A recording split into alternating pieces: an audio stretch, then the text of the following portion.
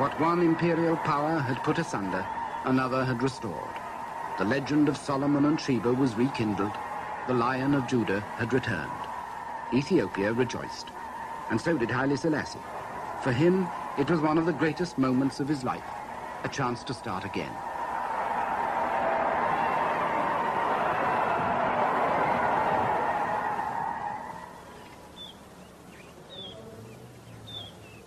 "30 years later, in the grounds of his palace in Addis Ababa, where he takes his daily walk among the lions that symbolizes imperial power, he reflects now that at that moment of return he was already 50 and had accomplished little.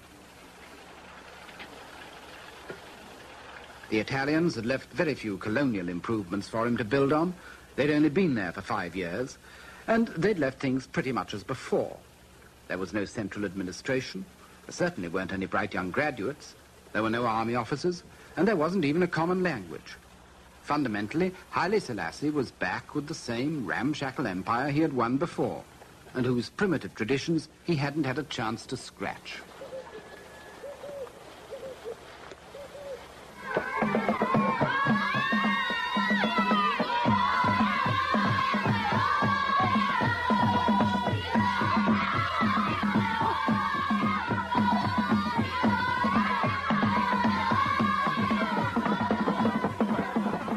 When Haile Selassie returned, his empire had 20 million people, 100 different tribes, and 50 different languages, and was twice the size of France.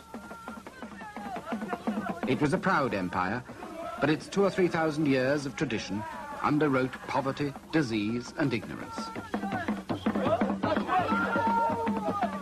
An empire where more than half the people were pagan or Muslim, yet were ruled by a Christian monarch, whose church was still the only source of unity.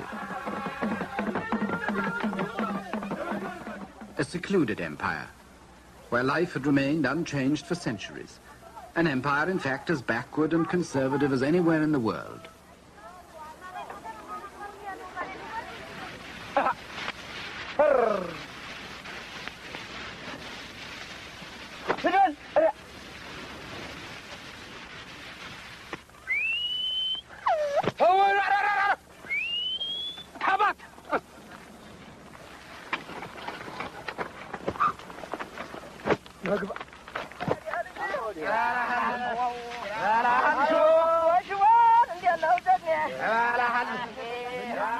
There was no easy escape from the isolation and poverty of Haile Selassie's empire.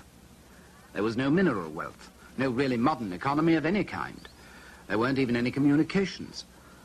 The Italians had built a few roads, but the war had destroyed them again, and one of the first decisions the emperor had to make was whether he should rebuild the roads through these mountains. He decided he wouldn't, for the time being anyway. Instead, he put his faith in the air. With American help, he created a network of tiny airstrips that broke down the isolation of the interior for the first time.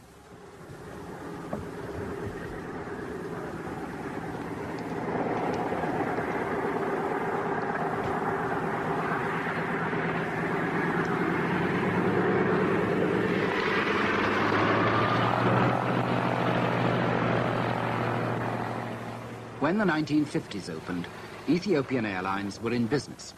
It was Haile Selassie's first major accomplishment in modernizing his country. There was everything else still to be achieved. Yet at this moment, by a stroke of luck, Ethiopia's past for the first time came to the aid of the present and made Haile Selassie and his capital the focus of Africa's new hopes.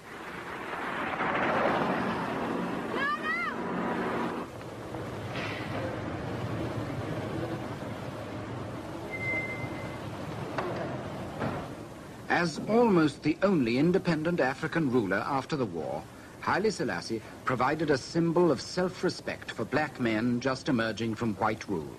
The wind of change had come to Africa.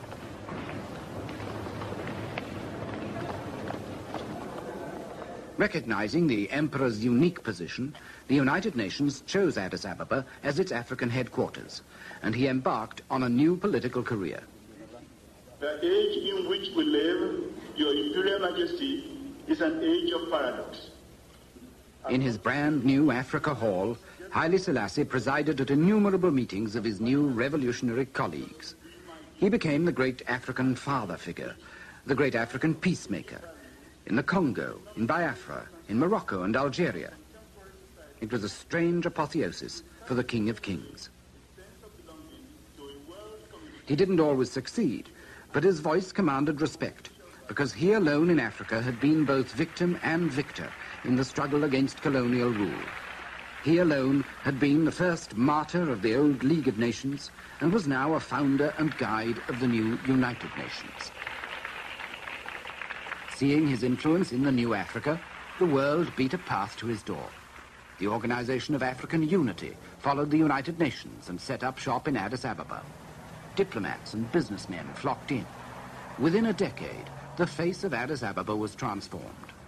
The signs of international affluence towered over the old open drains.